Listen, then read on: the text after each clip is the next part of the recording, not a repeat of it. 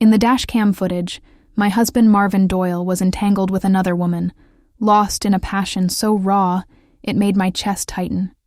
I couldn't see the woman's face, only hear her breathless moans that made me blush with a mix of shame, fury, and disbelief.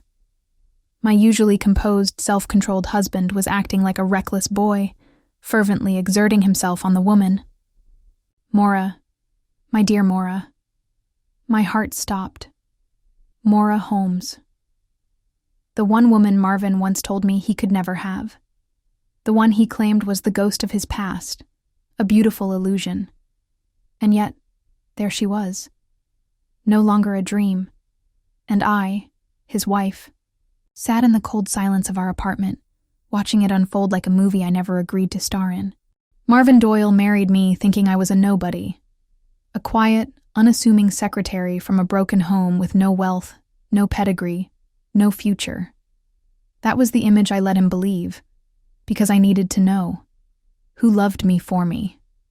What Marvin didn't know was that I was Elira Doylex, the hidden daughter of William Doylex, founder of the multibillion-dollar Doylex Corporation. I wasn't just a secretary. I was the heir, and he had just played himself out of everything. We met in the company elevator. I wore flats and a cardigan, my disguise. He wore arrogance like a tailored suit. "You work in admin?" he'd asked, barely glancing at me. I smiled. Yes. He flirted in the way rich men flirt with women they think are beneath them. Charming, dismissive, confident I'd be easy to impress. I let him. Not because I needed a husband, but because I needed to see what kind of man he truly was. Weeks before the gala, I asked if I could attend with him. He scoffed. "It's not really your scene, sweetheart. It's for investors and elites. You'll be bored." That stung, but I smiled through it, because I knew that on that night, I wouldn't be standing beside him as his shadow. I'd be standing above him as his boss. The Doylex Gala, held at the Elysian Grand Ballroom. Marvin arrived in a crisp tuxedo with Maura on his arm. She wore crimson silk, her laughter like poisoned honey. He didn't even glance at me as I entered in a custom midnight blue gown, the Doylex family crest glittering on my pendant, but the room noticed. Whispers followed me like perfume. "Elira Doylex? Is that her?" "The heiress is here." Then the announcement came. "Ladies and gentlemen, please welcome your host, the new CEO of Doylex Corporation, Miss Elira Doylex." Marvin turned. His face paled. I watched the color drain from Maura's cheeks. That moment, it fed something deep inside me. After the applause, after the shock settled, Marvin cornered me in the hallway. Why didn't you tell me?" he asked, voice low, shaking. "I did," I replied coolly. "You just never listened. I thought you were just a secretary?" I smiled coldly. "Yes, that's what you thought. And so, you treated me accordingly." His lips parted, but no words came. "I saw the footage, Marvin," I said. "You whispered her name like a promise."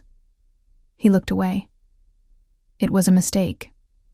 "No," I interrupted. "I was your mistake. People always ask why I hid who I was. Simple. I was tired of fake friends, fake lovers, opportunists who saw my last name before they saw me. Marvin was my test, and he failed. 1 week later, I served him divorce papers. He came to my office, unshaven, disheveled. "Elira, please. I love you." I was confused.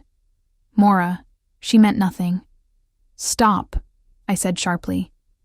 "You loved the version of me that served you. But when I rose above you, you panicked." Tears welled in his eyes. But I didn't flinch. Maura messaged me 3 weeks later. "He said he loved you all along, that he didn't know how to handle it." I didn't reply, because Maura was irrelevant. She was just the mirror that reflected Marvin's weakness. The weeks that followed were hard, but freeing. I took the CEO seat. My boardroom presence became known for one thing: ruthless clarity.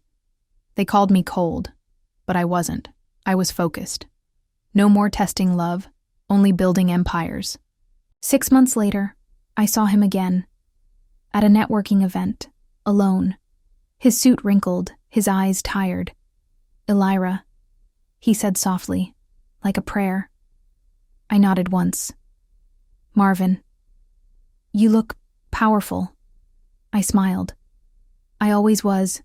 You just never saw." And he reached out like he might apologize again, but I turned away. That chapter was over. I used to think love was everything. Now I know self-worth is.